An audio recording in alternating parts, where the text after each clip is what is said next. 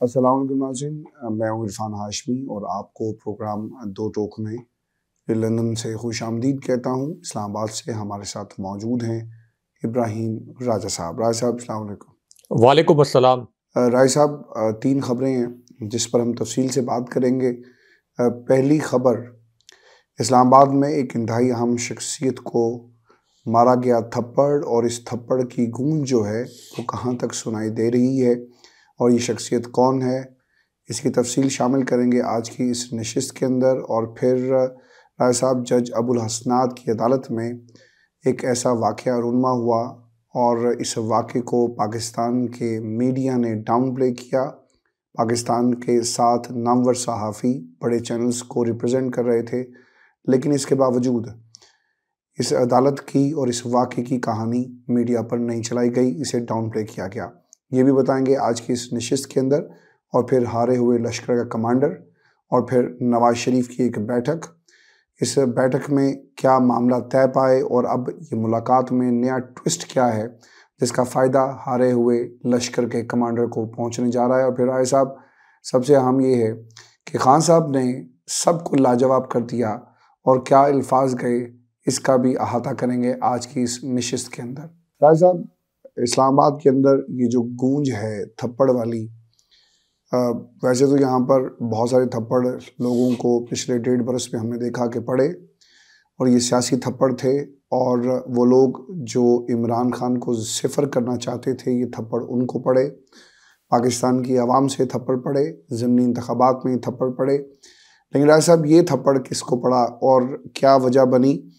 और अब इस थप्पड़ की जो गूंज है आपके शहर इक़्तिदार में बहुत ज़ोर से सुनाई दे रही है। सब क्या माजरा है, क्या हुआ है? देखें आशिफ साहब, एक तो बड़ा दिलचस्प वाक़या जो कि इस्लामाबाद में हुआ है, जिसके मुतल्लिक एक बड़ा इंकशाफ किया गया, और इस इंकशाफ में एक थप्पड़ के मुतल्लिक एक वाक़या सुनाया गया है। और ये जो थप्पड़ है ये नून लीग की एक खातून रहनुमा को मुबैना तौर पर मारा गया है, और इस वाक़े के मुतल्लिक ये अल्फाज इस्तेमाल किए गए हैं कि एक गैर सियासी शख्सियत ने नून लीग की एक बड़ी रहनुमा को थप्पड़ मारा है। अब गैर सियासी शख्सियात की जब हम बात करते हैं तो पाकिस्तान के अंदर आम तौर पर जब आपने इस्टेब्लिशमेंट की बात करनी हो, ताकतवर हलकों की बात करनी हो, तो उस वक्त आप इस्टेब्लिशमेंट के बजाय गैर सियासी हलकों का लफ्ज़ इस्तेमाल करते हैं। अगरचे पाकिस्तान की जो इस्टेब्लिशमेंट है ये एक ओपन सीक्रेट है कि 75 साल से उनका सियासत पर असर रसूख है, और उनका अपना मौक़िफ़ ये है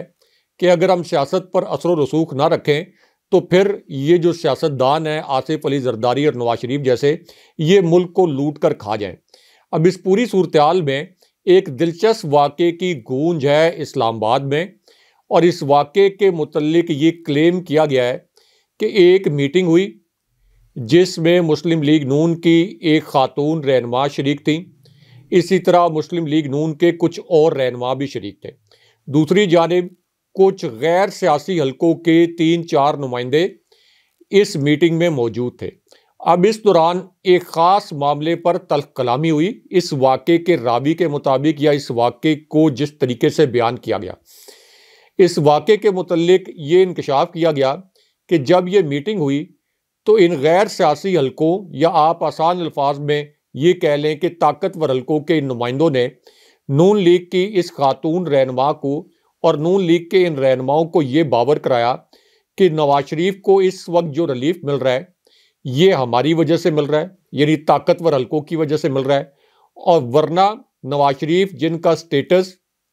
अदालतों से मुजरिम, मफरूर और इश्तिहारी का था, किसी भी सूरत इस्लामाबाद हाई कोर्ट का अमला एयरपोर्ट पर ना जाता, नवाज शरीफ के वहाँ पर बायोमेट्रिक ना होते, नून लीग का जो पहला जलसा हुआ नवाज शरीफ की वापसी पर वो जलसा ना होता, और इसी तरह नवाज शरीफ को जिस तरीके से अदालतों में आउट ऑफ वे जाकर प्रोटोकॉल दिया गया,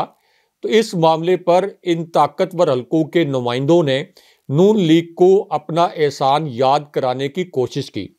अब इस पर मुबैना तौर पर नून लीग की ये जो रहनुमा है, इन्होंने ये कहा कि नहीं, नवाज शरीफ को तो कोई रिलीफ नहीं मिल रहा, नवाज शरीफ के साथ तो पहले बड़ी ज्यादती हुई थी, असल में किसी किस्म का रिलीफ नून लीग को नहीं मिल रहा। और ये आप जो कह रहे हैं कि हमारी वजह से कोई नवाज शरीफ को रिलीफ मिल रहा है, ये बात कोई इतनी दुरुस्त नहीं है। अब इस पर जो दूसरी जानिब से ताकतवर हलकों के नुमाइंदे थे, और जाहिर है कि वो फौजी अफसरान ही होंगे इस वाक़े के मुताबिक, तो उन्होंने आगे से ये कहा कि अगर इस वक्त अहम हल्के नवाज शरीफ के मामलात में आसानी पैदा ना करते तो नवाज शरीफ की ये जो अपीलें हैं ये फौरी तौर पर समाअत के लिए फ़िक्स ना होती, नवाज शरीफ की अपीलों पर फैसले फौरी तौर पर महफूज ना होते, ये महफूज फैसले फौरी तौर पर ना सुनाए जाते। यानी तासुर ये था कि इमरान खान साहब की अपीलें तो समाअत के लिए फ़िक्स ही नहीं होती, इमरान खान साहब की अपीलें समाअत के लिए फ़िक्स हो जाएं तो फैसले नहीं आते, और अगर फैसले आ जाएं तो वो फैसले महफूज हो जाते हैं और उस वक्त तक नहीं आते जब तक इमरान खान साहब को किसी और केस में गिरफ्तार ना कर लिया जाए। अब जिस वक्त ताकतवर हलकों के नुमाइंदों ने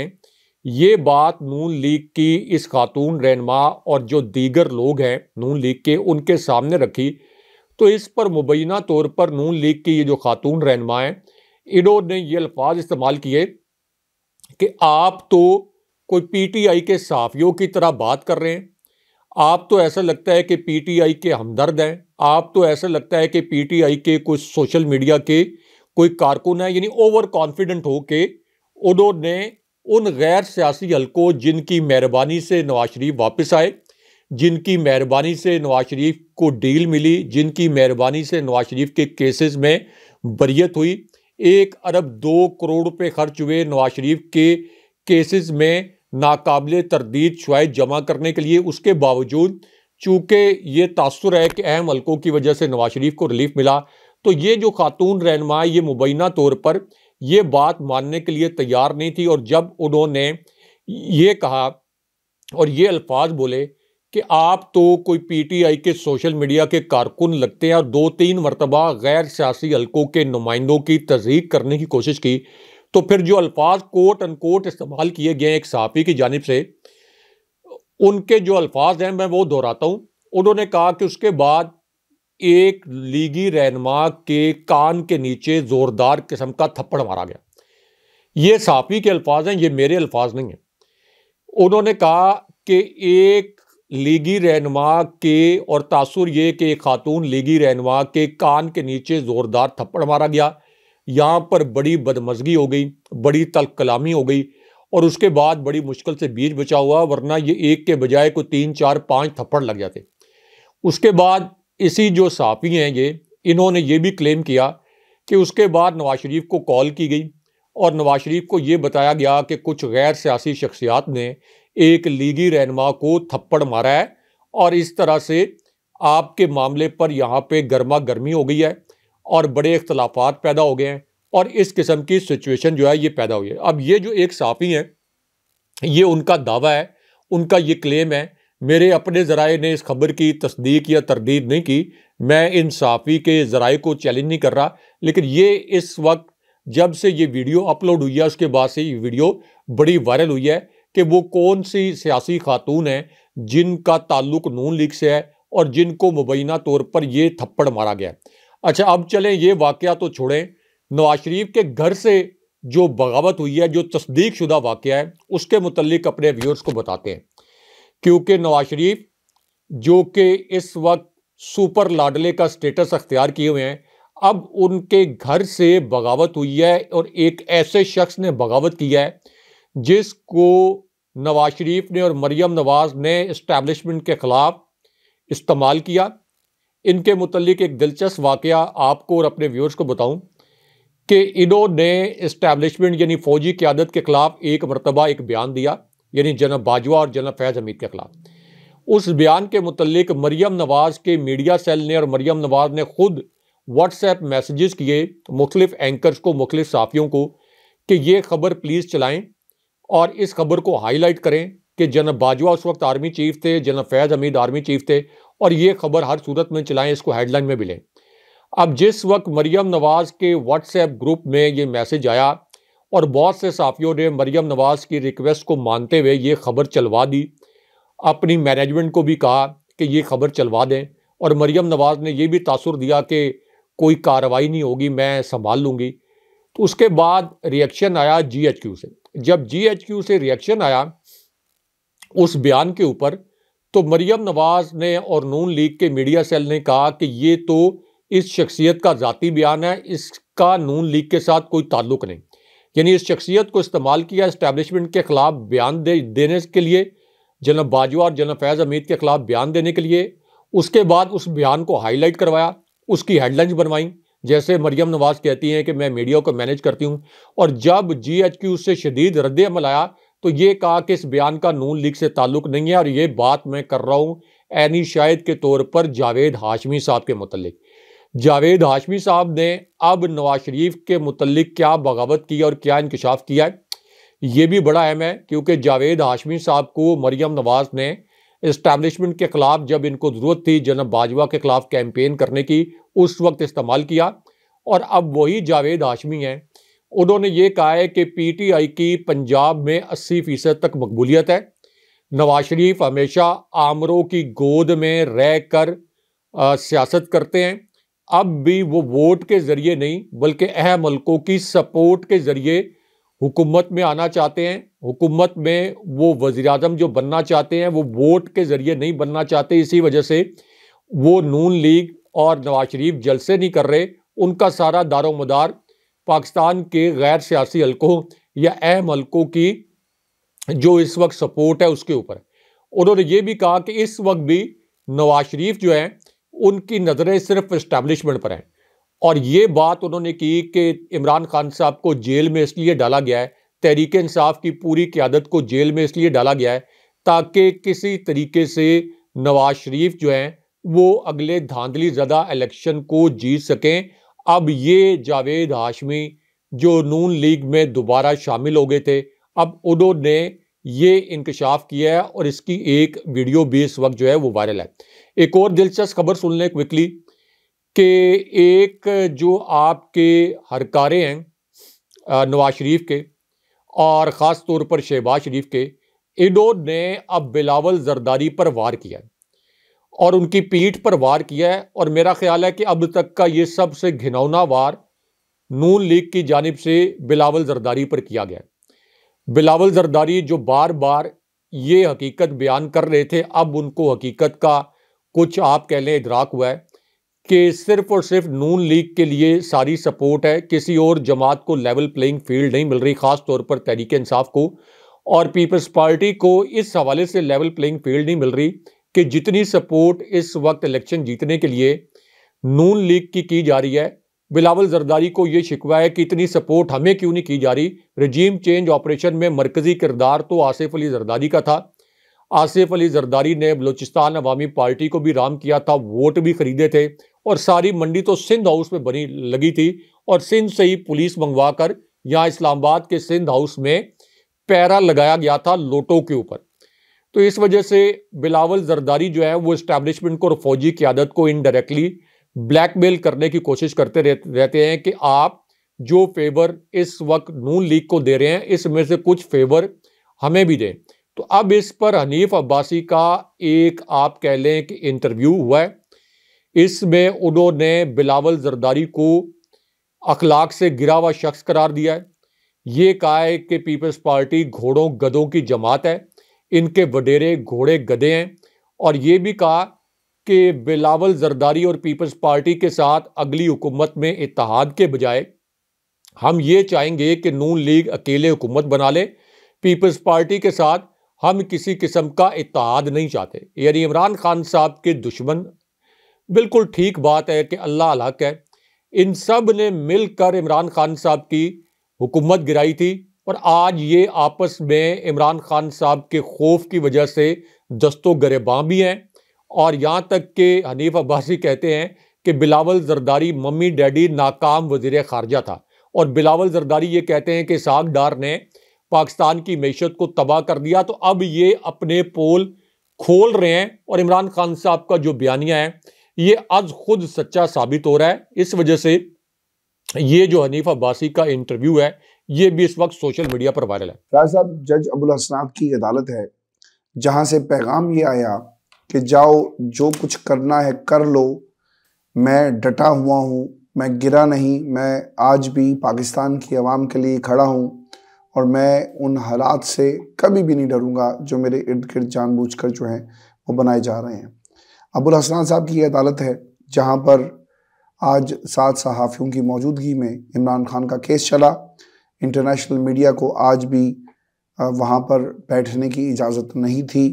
और इमरान खान के हवाले से जो गुफ्तगू बाहर आनी चाहिए थी वो नहीं आई। और राय साहब, इससे पहले कि इस अदालत की कार्रवाई आपके साथ हम शेयर करें, अपने सुनने वालों के साथ हम शेयर करें और उस अनहोनी का जिक्र करें, आज पेमरा की तरफ से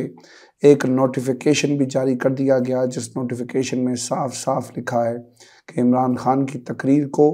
टेलीविज़न चैनल्स पर और जो उनकी गुफ्तगू जेल के अंदर हो रही है किसी सूरत में नहीं चलाना। ये पहला सेंसर नहीं है, इससे पहले भी सेंसर्स होते रहे हैं और इमरान खान के नाम तक को सेंसर कर दिया गया।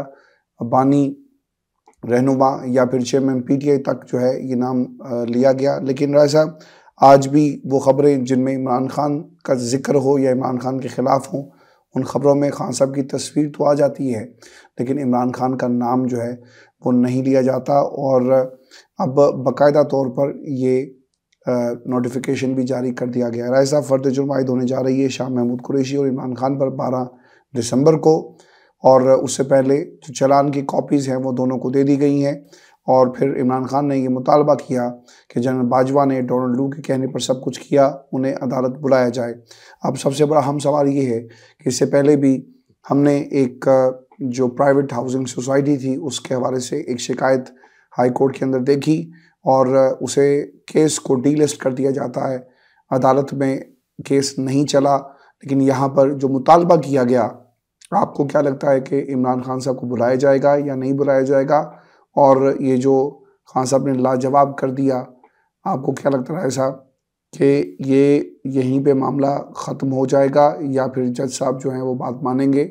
या फिर अगर गवाहों को पेश ना किया जाए, अगर जिन पे इल्ज़ाम हो और आप एक किसी का नाम लेते हैं, इन्वेस्टिगेशन वाले उस पर शामिल ना करें, तो आपको क्या लगता है क्या मुमकिन है कि इमरान खान की इस बात को रद्द कर दिया जाए और कार्रवाई ना हो? लेकिन डोनाल्ड लू ने जो कुछ किया वो जनरल बाजवा से कहलवा कर ये सब कुछ करवाया गया, खान साहब ने अब ये क्लेम किया है। राय साहब, देखिए आशवी साहब, जज अबुल हसनात की अदालत में भी एक और अनहोनी हुई है,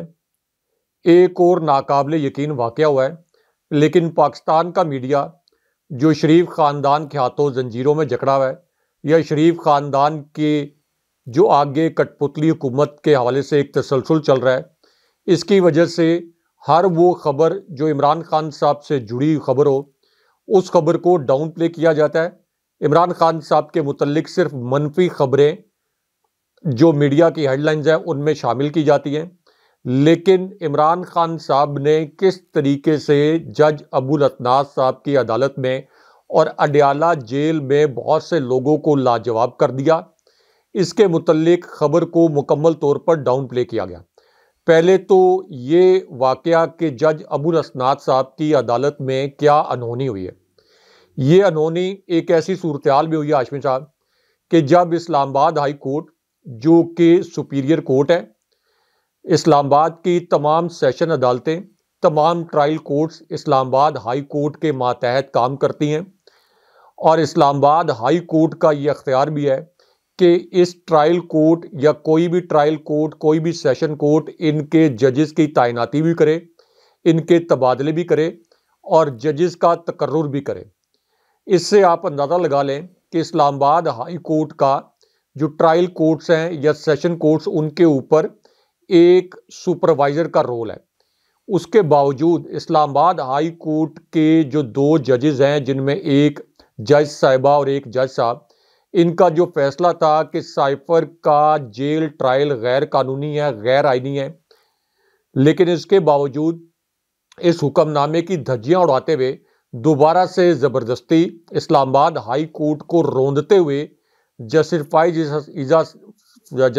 ईसा साहब की खामोशी और इन तमाम मामलात को देखते हुए कि जस्टिस फ़ाइज़ ईसा साहब ने इस आइन शिकनी का नोटिस नहीं लेना, तो इसके बावजूद ये जो समात है ये अडयाला जेल के अंदर की गई। अब इसके अंदर इमरान खान साहब और शाह महमूद कुरैशी पर हर सूरत में 12 दिसंबर को फर्द जुर्म आयद करने का फैसला कर लिया गया। यानी गवाहान के बयानात रिकॉर्ड हो ना हो, शवाहिद मौजूद हो ना हो, शवाहिद के ऊपर दलाइल मुकम्मल हो ना हो, इमरान खान साहब को गवाह पेश करने की इजाज़त मिले या न मिले, पहले से तय कर लिया गया कि 12 दिसंबर को हर सूरत में फर्द जुर्म आयद की जाएगी। तो इसका मतलब तो यह है कि जज साहब ने दलाइल से पहले, सबूतों से पहले, शवाहिद से पहले, दोनों तरफ के दलाइल सुनने से पहले यह फैसला कर लिया है कि फर्द जुर्म आयद होगी। क्योंकि इससे पिछला जो ट्रायल था उसके तमाम दलाइल, तमाम गवाहान के जो बयानात थे और तमाम सबूत शवाहिद जो जबरी बयानात लिए गए थे गवाहान के, वो तो डिस्कार्ड हो गए थे। उसको तो इस्लामाबाद हाई कोर्ट ने कलअदम कर दिया था पूरे ट्रायल को। लेकिन उसके बावजूद अब जज अबुल असनाद साहब ने आज ये फैसला सुना दिया कि 12 दिसंबर को इमरान खान साहब पर फर्द जुर्म आयद की जाएगी। इसका मतलब यह है कि एक लिखा लिखाया फैसला जो है वो इमरान खान साहब के मुतल्लिक जो पहले से तैयार है उसका एक सिर्फ तरद्दुद किया गया है कि दोबारा अदालत लगाई गई, वो भी जाहिर है कि एक जाली तरीके से। अब इसमें इमरान खान साहब के हवाले से क्या अहम खबर सामने आई है, क्योंकि आज की जो समाअत थी इसमें 6 सहाफ़ियों को इस समाअत में जाने की इजाज़त दी गई। यानी अभी भी पूरे मीडिया को एक्सेस नहीं दी गई, सिर्फ 6 सहाफ़ी ऐसे थे जिनको एक्सेस दी गई और उन्हें कहा गया कि आप इस अदालत की समाअत की कवरेज कर सकते हैं। अब उसके बाद इमरान खान साहब ने क्या 3 इंकशाफात किए वो बड़े अहम हैं जिन्हें पाकिस्तानी मीडिया ने डाउन प्ले किया। एक तो इमरान खान साहब से ये सवाल किया गया कि क्या आपसे जेल में किसी अहम शख्सियत ने मुलाकात की है, किसी ताकतवर शख्सियत ने आपसे मुलाकात की है और क्या आपके साथ कोई मुज़ाकरात हो रहे हैं। इस पर इमरान खान साहब ने कहा कि मेरे साथ जेल के अंदर किसी ताकतवर शख्सियत ने या किसी भी बासर शख्सियत ने कोई मुलाकात नहीं की और ना मैं कोई मुज़ाकरात कर रहा हूँ। उसके बाद इमरान खान साहब जिनका हक है कि वो भी अपने हक में गवाह पेश करें, इमरान खान साहब ने कहा कि मैं ये चाहता हूँ कि जनाब बाजवा को गवाह के तौर पर पेश किया जाए, जनाब बाजवा के ऊपर जिरा हो, जनाब बाजवा से पूछा जाए कि उन्होंने किस तरह से एक गैर मुल्क के कहने पर मेरी हुकूमत का तख्ता उल्टाया और फिर उनसे ये सवालात भी हों कि किस तरीके से आसिफ अली जरदारी, बिलावल जरदारी और अब नून लीग मुस्तफ़ा नवाज खोखर और ये तमाम लोग ये कन्फेशन कर रहे हैं कि जो तहरीके अदम एतमाद आई थी इसके पीछे जनाब बाजवा थे और गैर कानूनी तरीके से, गैर आइनी तरीके से इमरान खान साहब की हुकूमत गिराई गई। तो सबसे पहले तो जनाब बाजवा को अकाउंटेबल होना चाहिए और साइफर के केस में भी चूँकि जनाब बाजवा के पास भी ये कॉपी मौजूद है और जनाब बाजवा जब नेशनल सिक्योरिटी कमेटी का इजलास हुआ था तो उन्होंने खुद ये कहा था कि ये नाकाबिले कबूल मदाखलत है पाकिस्तान के मामलात में और पूरी फौजी क़यादत ने साइफर के केस के मामले में ये रिकमेंड किया था कि पाकिस्तान में अमरीकी नाज़िमुल अमूर को डीमार्च किया जाए और इसी तरह वाशिंगटन में भी डीमार्च किया जाए। ये फौजी क़यादत की रिकमेंडेशन थी। तो एक तो जनाब बाजवा की गवाही इस मामले में बड़ी अहम है। इमरान खान साहब का यह हक है कि वो अपने हक में गवाह पेश करें। जनाब बाजवा कोई अर्श से उतरी चीज़ नहीं है, कोई पाकीज़ा गाय नहीं है, उनको अदालत में पेश किया जाना चाहिए। अगर इस मुल्क में कोई कानून है, कोई आइन है तो जनाब बाजवा के ऊपर भी जिरा होना चाहिए। मैं जब ये कहता हूँ कि ये एक फ्रॉड रियासत है, ये एक नाकाम रियासत है, तो मैं इसी वजह से कहता हूँ कि जनाब बाजवा से जिरा क्यों नहीं हो सकती। ये केस तो है ही उस वक्त का कि जब जनाब बाजवा के दौर में साइफर आया था और जनाब बाजवा के दौर में ही रजीम चेंज ऑपरेशन हुआ था, जिसकी गवाहियाँ अब नून लीग के रहनुमा खुद भी दे रहे हैं। तो जनाब बाजवा के ऊपर जिरा होनी चाहिए। दूसरा, इमरान खान साहब ने यह भी कहा कि मैं ये भी चाहता हूँ कि अमरीकी सफारत खाने के एक नुमाइंदे को भी बुलाया जाए, उनको भी मैं गवाह के तौर पर बुलाना चाहता हूँ। उसके बाद इमरान खान साहब से ये पूछा गया एक सवाल उनके जेल में रहने के हवाले से। जाहिर है कि जज अबुल असनाद साहब की अदालत में इमरान खान साहब जो साबिक प्राइम मिनिस्टर हैं, इसके बावजूद उन्हें लोहे के पिंजरे में कैद करके पेश किया जाता है। तो उनसे ये पूछा गया कि आपको तो जेल में बड़े बुरे हालात में रखा गया, अटक जेल में तो बहुत ही बुरे हालात थे, तो अब ये लग रहा है कि आपको कोई लंबे अरसे तक ये जेल में रखने का कोई प्लान बनाया गया। तो इस पूरी सूरत हाल में आपकी आगे की हिकमत अमली क्या है। अब इस पर इमरान खान साहब ने ये अल्फाज बोले, कोट अनकोट, जो वहाँ साफ़ी मौजूद थे। इमरान खान साहब ने कहा कि मैं जान भी दे दूंगा, अगर ये मेरी जान भी ले लें तो मैं अपने नज़रिए से पीछे नहीं हटूंगा। मैं खौफ के बुत बहुत पहले तोड़ चुका हूं, मेरी कौम भी खौफ के बुत तोड़ चुकी है।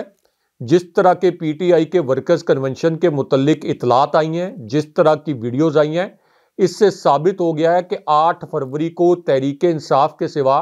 कोई और जमात कामयाब नहीं हो सकती। और खान साहब ने यह भी कहा कि मुझे तो अब ये खदशा है कि ये इलेक्शन से राय फरार अख्तियार कर लेंगे और इलेक्शन में नहीं जाएंगे, यानी इलेक्शन ही नहीं होने दिया जाएगा। खान साहब ने यह भी कहा कि हमें तो भेड़ बकरियों की तरह बंद कर दिया गया है और नवाज शरीफ जो इश्तिहारी मफरूर और मुजरिम है, उनको प्रोटोकॉल के साथ पाकिस्तान लाया गया है। ये तो पाकिस्तान के पूरे अदालती निज़ाम के ऊपर एक धब्बा लग गया। अब इस पर जस्टिस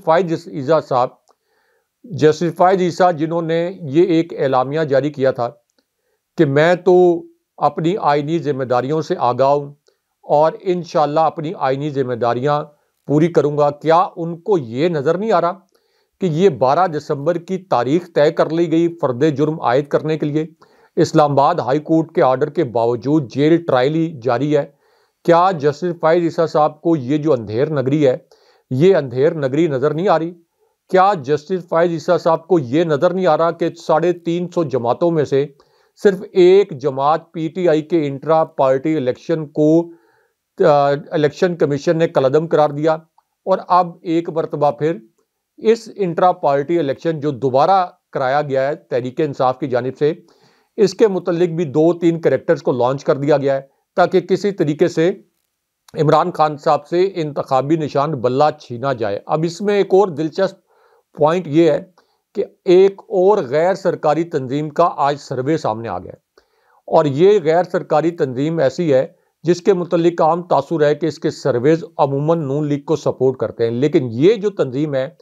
ये भी ये कह रही है कि इस वक्त पाकिस्तान में 93% लोग ये कह रहे हैं कि मुल्क गलत सिमत में जा रहा है। यहां तक कि हाशमी साहब दानियाल अजीज ने कह दिया है कि नून लीग का नाम महंगाई लीग बन गया है और 83% लोग महंगाई का हिसाब मांगते हैं। वो ये कह रहे हैं कि एहसन इकबाल की वजह से और इसाक डार की वजह से महंगाई हुई और बजाय इसके कि दिन में 70 आप प्रेस कॉन्फ्रेंसेस करें, आपको महंगाई की जिम्मेदारी का बोझ उठाना चाहिए और लोगों को बताना चाहिए कि आपसे कहाँ नैली हुई। अब ये जो एक सर्वे आया है इसमें यह भी बताया गया है कि इसके बावजूद कि तहरीक इंसाफ की आधी से ज़्यादा क़यादत जो है वो इस वक्त जेल में है, इमरान खान साहब जेल में है, इसके बावजूद फ्री एंड फेयर इलेक्शन की सूरत में तहरीक इंसाफ 76% तक वोट ले लेगी और आम लोग अब भी ये कह रहे हैं कि तहरीक इंसाफ ही दोबारा इक़्तिदार में आएगी। तो ये वजूहात हैं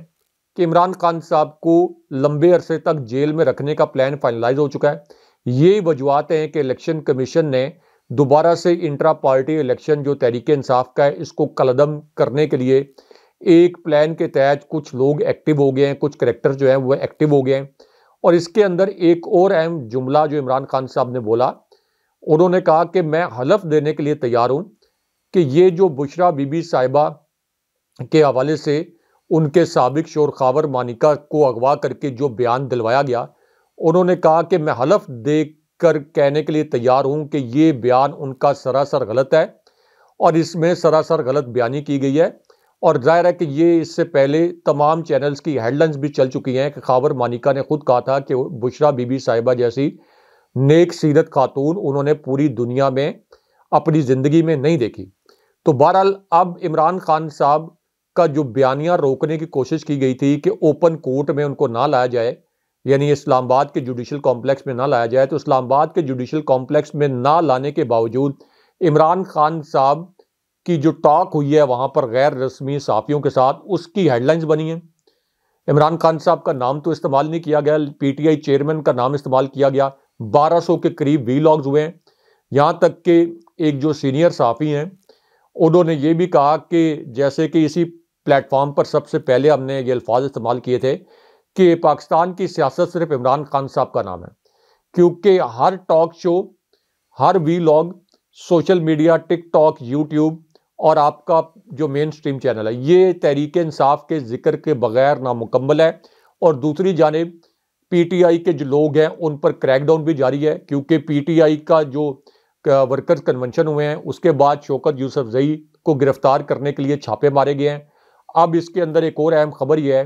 कि जिस तरह से पीटीआई का केपी में सुनामी आया है, जिस तरीके से लोगों ने खौफ के बुत तोड़े हैं, अब उसके बाद बलूचिस्तान में एक बहुत बड़े सुनामी की तैयारी कर ली गई है। बलूचिस्तान में भी उसी तरह के वर्कर्स कन्वेंशन शुरू हो रहे हैं। तो कहाँ कहाँ ये रोकेंगे? इमरान खान तो लोगों के हर मोबाइल में मौजूद है, इमरान खान लोगों के दिलों में मौजूद है, इमरान खान साहब हर लैपटॉप के अंदर, हर टीवी सेट के अंदर मौजूद है,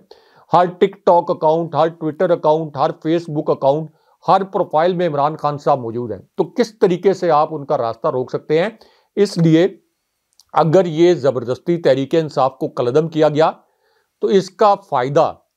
कुछ अरसे के लिए नवाज शरीफ को तो होगा, लेकिन रियासत को इसके ऐसे नताइज भुगतना पड़ेंगे कि खुदा न खास्ता इस मुल्क और इस रियासत के सीने पर ऐसे जख्म लगेंगे कि ये मुल्क दोबारा 1971 जैसे साने से दो चार हो सकता है। इसलिए अभी भी वे फॉरवर्ड ये है कि फ्री एंड फेयर इलेक्शन करवाया जाए,